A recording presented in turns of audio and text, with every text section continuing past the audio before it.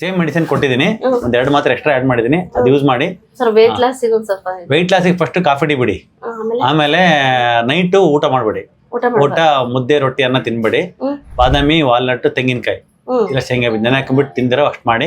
ಇಲ್ಲ ಅಂದ್ರೆ non veg ಅಭ್ಯಾಸ ಇದ್ರೆ ಮೊಟ್ಟೆ ತಿಂತೀರಾ? ಮೊಟ್ಟೆ ಆದ್ರೆ ಡೈಲಿ 4-5 ನಾಟಿ ಕೋಳಿ ಮೊಟ್ಟೆ, ನಾಟಿ ಮೊಟ್ಟೆ ಸಿಗುತ್ತೆ.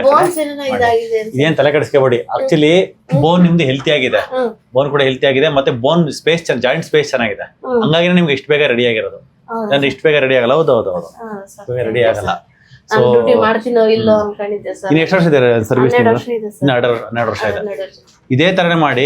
ಏನ್ ಡಯಟ್ ಲಾಸ್ಟ್ ಪಥ್ಯಗಳು ಮಾಡ್ಕೊಂಡ್ರು ಆ ಪಥ್ಯಗಳು ಮಾಡಿ. ಕಾಫಿ ಟೀ ಒಂದು ಮಿಸ್ಟೇಕ್ ಮಾಡ್ರೆ ಅದೊಂದು ಬಿಟ್ಕೊಂಡ್ಬಿಡಿ, ಕಮ್ಮಿ ಆಗುತ್ತೆ. ಸುಮ್ಮನೆ ಬೆಲ್ಟ್ ಹಾಕೋದು ಆಯ್ತಾ, ಏನೋ ಮುಲಾಮ್ ಹಚ್ಕೊಳೋದು ಅವ್ ಯಾವ ಸಪೋರ್ಟ್ ಆಗಲ್ಲ. ಮುಲಾಮ ಸರ್ ನನ್ ಮುಲಾಮೆ ಹಚ್ಚಲ್ಲ ಸರ್, ಯಾಕೆ ಗೊತ್ತಾ, ಈಟ್ ಜಾಸ್ತಿ ಆಗುತ್ತೆ. ಹೌದೌದು ನೋಡಿ, ಲಾಸ್ಟ್ ಟೈಮ್ ನೀವು ಕೊಟ್ಟಿರೋದ್ರಲ್ಲಿ ಒಂದು ಕ್ಯಾಲ್ಸಿಯಂ ಮಾತ್ರ ಇದೆ, ಇನ್ನೊಂದು ಕೊಲಾಜಿನ್ ಸಪ್ಲಿಮೆಂಟ್ ಇದೆ, ಇನ್ನೊಂದು ಅದು ಸಿರಪ್ ಇತ್ತು ನೋಡಿ, ಅದು ವರ್ಕ್ ಆಗುತ್ತೆ. ಅದು ಸೂಪರ್ ವರ್ಕ್ ಡ್ಯೂಟಿ. ಆ ಸಿರಪ್ ನೋಡಿ ಏನದು 90 ಹಾಕೊಂತಿದ್ ಏನೇನು ಡ್ಯೂಟಿ ಒಳಗೆ ಹಿಂಗ ಓಪನ್ ಮಾಡಿ ಅಲ್ಲೇ ಕುಡಿತಾ ಇದ್ನ.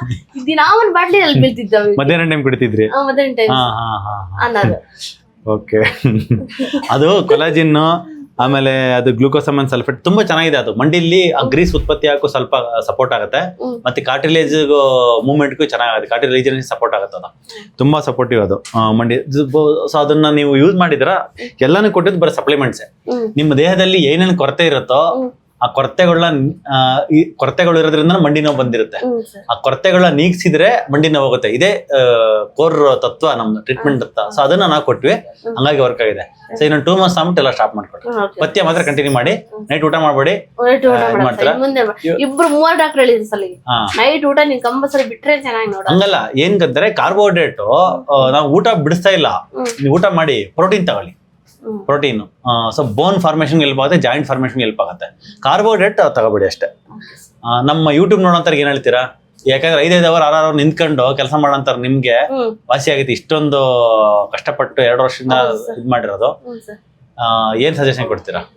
ತುಂಬಾ ನನಗೆ ಕುತ್ಕೊಳಕ್ ಆಗ್ತಾ ಇರ್ಲಿಲ್ಲ, ಮತ್ತೆ ವಾಕ್ ಮಾಡಕ್ ಆಗ್ತಿಲ್ಲ, ಮತ್ತೆ ನಾನು ತುಂಬಾ ಡಲ್ ಆಗಿದ್ದೆ. ಈ ಮೆಡಿಸಿನ್ ತಗೊಂಡಾಗಿಂದ ಆಕ್ಟಿವ್ನೆಸ್ ಜಾಸ್ತಿ ಆಗಿದೆ. ಎಲ್ಲ ಡಿಪೋದಲ್ಲಿ ಅಂತಾರೆ ಬಹಳ ಆಕ್ಟಿವ್ ಆಗಿದ್ಯಾ, ಏನ್ ಟ್ರೀಟ್ಮೆಂಟ್ ತಗೊಂಡ್ಬಂದಿದ್ಯಾ ನೀನು ಅಂತಾರೆ. ಹಂಗಾಗಿ ಕೆಳಗ್ ಕುತ್ಕೊಂಡೇ ವರ್ಕ್ ಮಾಡಕ್ ಬರ್ತಿರ್ಲಿಲ್ಲ. ಇಷ್ಟು ಸ್ಟಾಪರ್ ಇರುತ್ತೆ, ಆ ಸ್ಟಾಪರ್ ಮೇಲೆ ಕುತ್ಕೊಳಕ್ ಆಗ್ತಿರ್ಲಿಲ್ಲ ಸರ್ ನಾನು. ಈಗ ಚೆನ್ನಾಗಿದ್ದೀನಿ ಇಲ್ಲಿ ಬಂದಾಗಿಂದ. ಆ ಮೆಡಿಸಿನ್ ಬಹಳ ಕ್ಯೂರ್ ಆಗಿದೆ ನನಗೆ. ಮೆಡಿಸಿನ್ ಬಹಳ ನನಗೆ ಎಫೆಕ್ಟ್ ಆಗಿದೆ ಅನ್ಸುತ್ತೆ. ಮತ್ತೆ ದಯವಿಟ್ಟು ನಾನು ನೀವ್ ಹೇಳಿದ್ದೆಲ್ಲ ಮೆಥಡ್ ಅಲ್ಲಿ ಕ್ಯೂರ್ ಆಗಿದೆ ಸರ್. 50% ಕ್ಯೂರ್ ಆಗಿದ್ದೀನಿ ಸರ್ ನಾನು. ನಿಜವಾಗ್ ನಾನು ಹೇಳ್ತಿರೋದ್ರೆ 50% ಕ್ಯೂರ್ ಆಗಿದ್ದೀನಿ. ಆಯ್ತು, ಥ್ಯಾಂಕ್ ಯು. ಇನ್ನು ಹಿಂಗೆ ಡಯಟ್ ಮಾಡಿ ಇನ್ನೂ ಚೆನ್ನಾಗಿ ಆಗ್ತೀರಾ. Okay sir, thank you sir, thank you sir.